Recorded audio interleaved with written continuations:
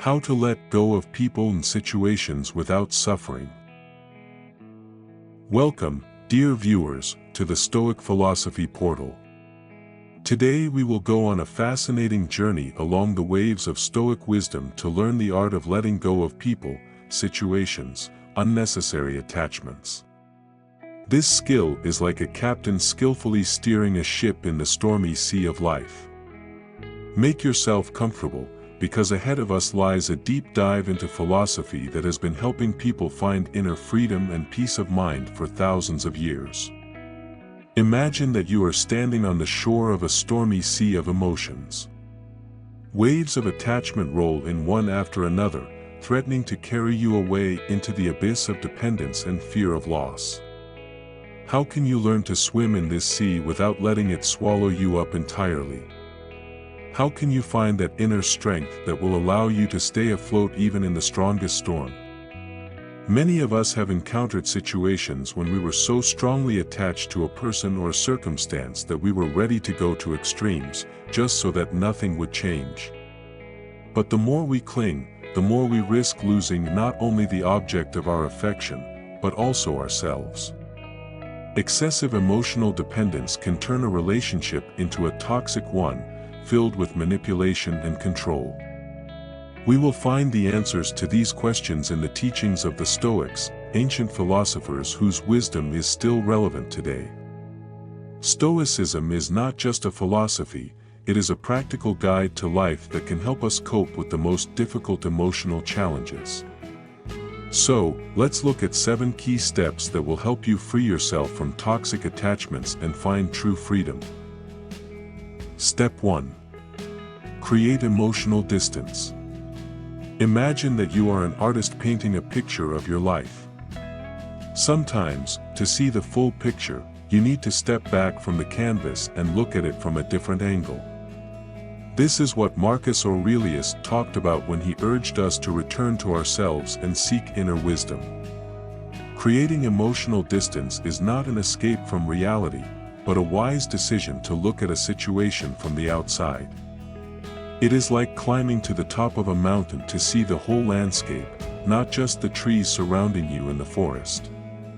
It is important to understand that such distance allows us to see details that we might have missed if we were too close to the problem. When we are too close to a situation or a person, our emotions can cloud our clarity of thought. It is like trying to make out a friend's whispers at a noisy party. The surrounding din prevents us from hearing what is important. Likewise, the noise of our emotions can prevent us from hearing the voice of reason, drowning it out at critical moments. Practical exercise: set aside 15 minutes a day for a journey to yourself. Find a quiet place, turn off your phone and just be alone. Observe your thoughts and feelings as if you were watching clouds float by. Don't try to change them or judge them. Just observe and let them pass. Also try the letter to yourself technique.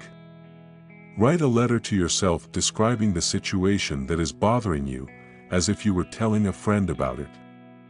Often, by putting a situation down on paper, we begin to see it more objectively and find answers that were previously hidden from us. Step 2. Rational analysis of relationships. The Stoics taught us to value reason and logic, so the next step is to take a sober look at your relationships. Imagine that you are the captain of a ship, and the people in your life are the various winds and currents. Some help you move towards your goal, others lead you astray or even threaten to sink your ship. Epictetus said, "First, tell yourself what you want to be, and then do what you have to do." Applying this principle to relationships, ask yourself, do these relationships contribute to your growth and development? Do they match your values and goals? If not, it may be time to reconsider how much these people should remain a part of your life.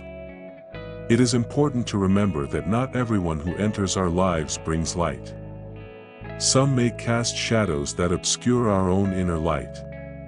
The challenge is to learn to discern which relationships feed our soul and which drain it.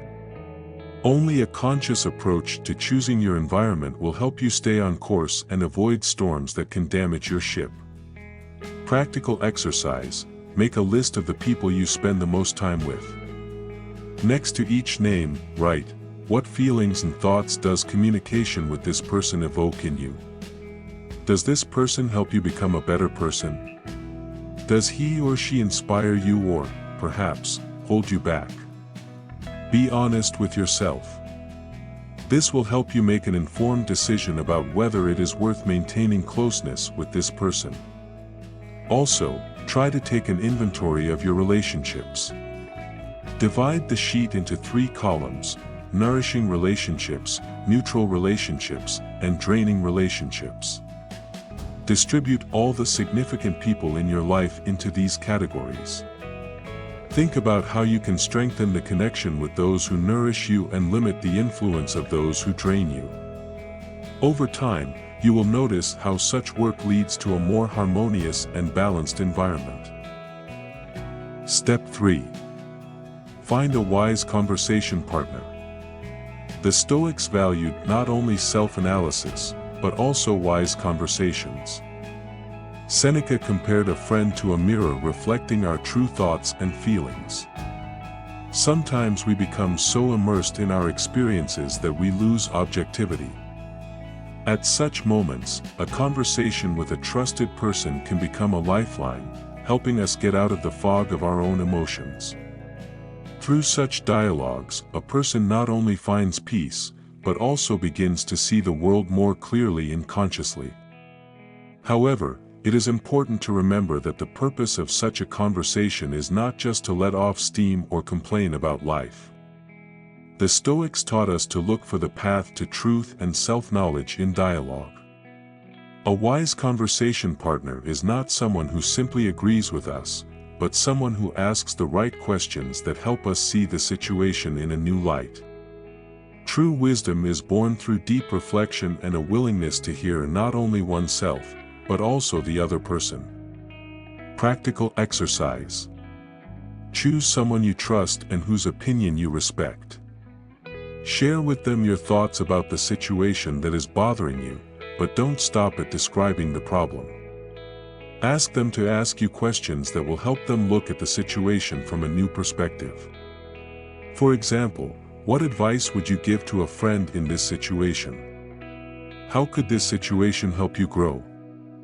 What is the most important thing you can take away from this experience? Also, try the advice to yourself technique. Imagine that your best friend was in the same situation as you. What advice would you give them? Often, we are able to give wise advice to others, but have a hard time applying that wisdom to ourselves. If you found this content useful, please feel free to share it with your friends and family. If you enjoyed this video, please give it a like and don't forget to subscribe to our channel for more exciting and educational videos in the future. Step 4. Establishing emotional boundaries. Epictetus taught that it is not events that disturb us, but our perceptions of them.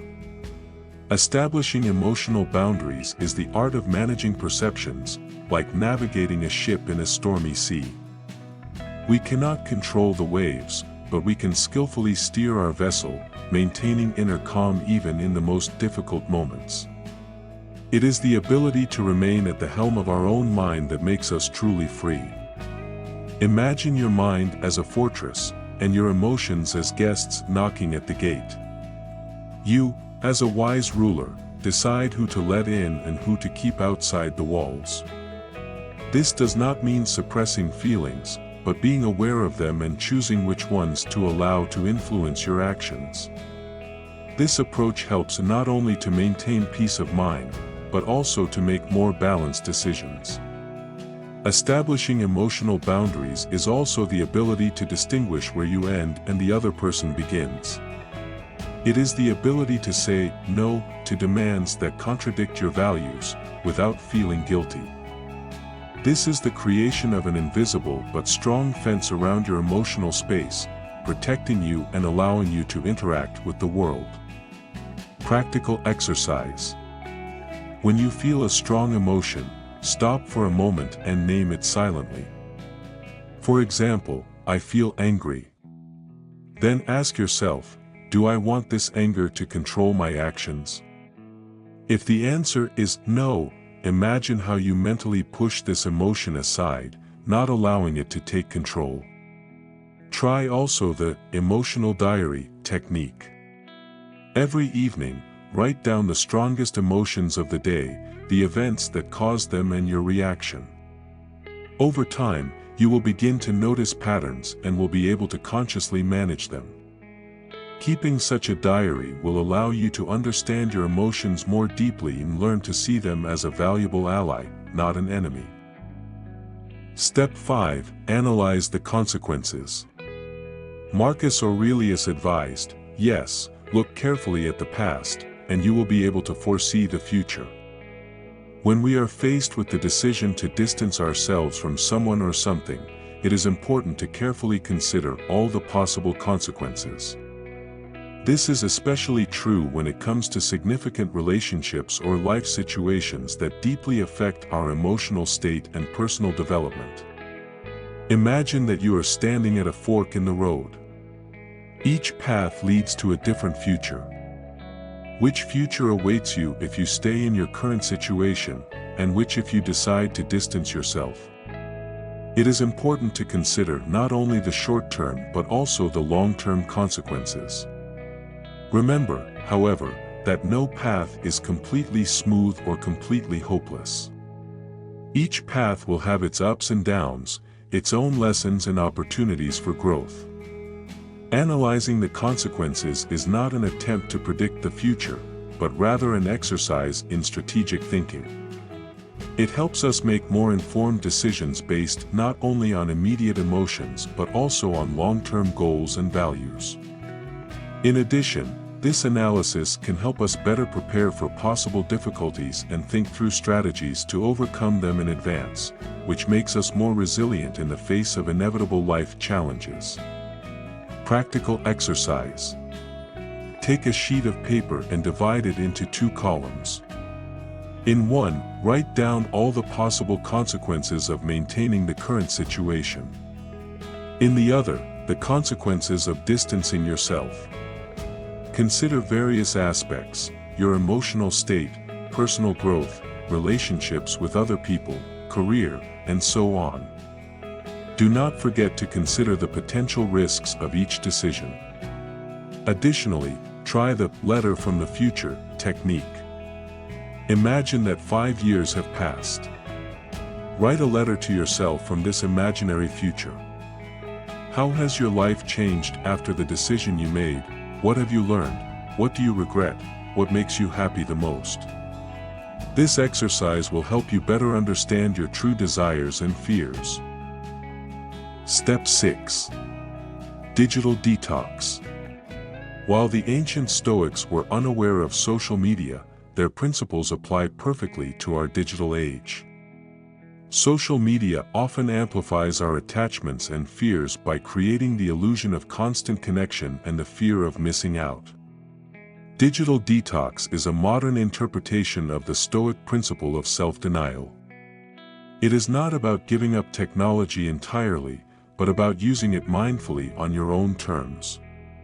Just as the Stoics practiced periods of abstinence from pleasure to strengthen their spirit, we can practice periods of digital detox to strengthen our ability to focus and introspect. Removing the constant stream of information and stimuli from social media can help us better hear our inner voice, understand our true needs and values.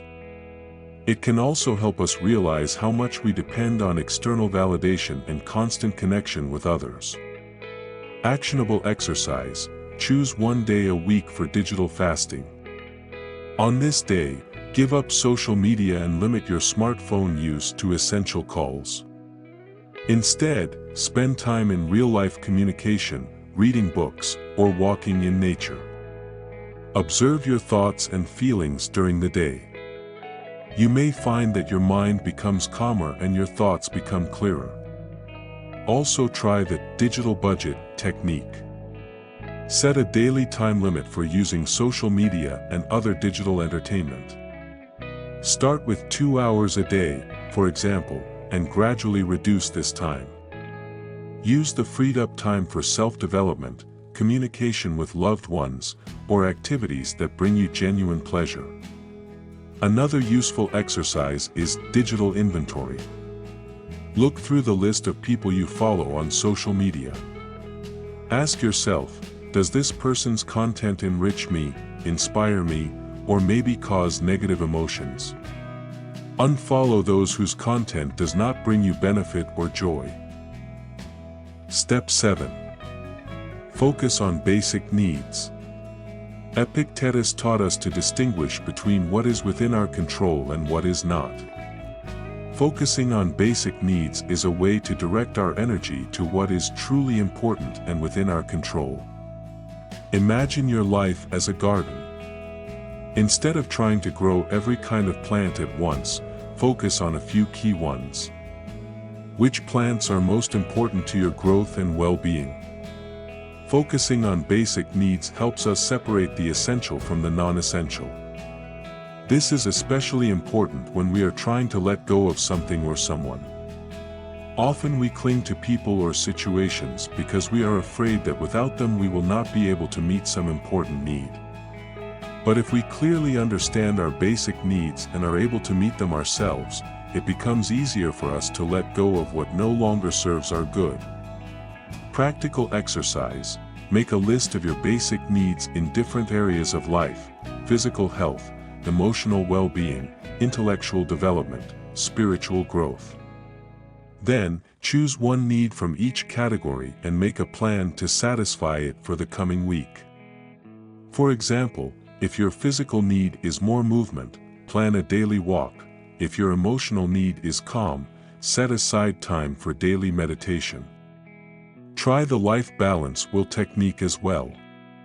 Draw a circle and divide it into 8 sectors representing different aspects of your life: health, relationships, career, finances, personal growth, entertainment, environment, spirituality. Rate your satisfaction in each area on a scale of 1 to 10. This will help you see which areas require more attention. Another useful exercise is the gratitude journal. Write down 3 things you are grateful for every evening. This will help you focus on the positive aspects of your life and reduce your dependence on external sources of happiness. So friends, the path of Stoicism is not the path of detachment or insensitivity. On the contrary, it is the path of deep understanding of yourself and the world around you. By letting go of unnecessary attachments, we do not lose, but gain freedom, clarity of mind and inner strength. Remember that changes do not happen overnight. Be patient with yourself as you apply these principles. As Seneca said, the path to the top is steep, but with each step you become stronger and wiser. Stoicism teaches us that true freedom begins from within. It is not the absence of external restrictions, but the ability to maintain inner balance and follow your values, regardless of external circumstances. By letting go of what we cannot control, we gain the power to influence what is truly in our power, our thoughts, decisions, and actions. By practicing these 7 steps, you can gradually transform your life. You will learn not only to let go of what no longer serves you, but also to attract into your life what is truly important and valuable to you. Remember that Stoicism is not just a philosophy, it is a way of life. It is a constant practice and work on yourself, but the results of this work are worth the effort. You will find inner freedom, peace and fortitude that will help you cope with any challenges in life. We hope that these 7 steps will help you on your journey to inner freedom. Which of the steps did you find most useful? Which would you like to try right now? Share your thoughts in the comments. Your experience can inspire others to make positive changes. Do not forget that each of us is on our own unique path. What works for one may not suit another, so, experiment, try different techniques and find what resonates best with you. If you enjoyed this video, do not forget to like and subscribe to our Stoic Philosophy portal. We regularly release new videos about Stoicism and its application in modern life. Your support helps us create quality content and share the wisdom of Stoicism with more people. Remember, true freedom begins from within. Be brave in self-knowledge, wise in your decisions, and resilient in the face of life's storms. Practice these 7 steps, and you will see how your life will gradually begin to change for the better. Thank you for being with us today. We wish you wisdom and fortitude on your path to inner freedom. See you in the next video. Thanks for watching.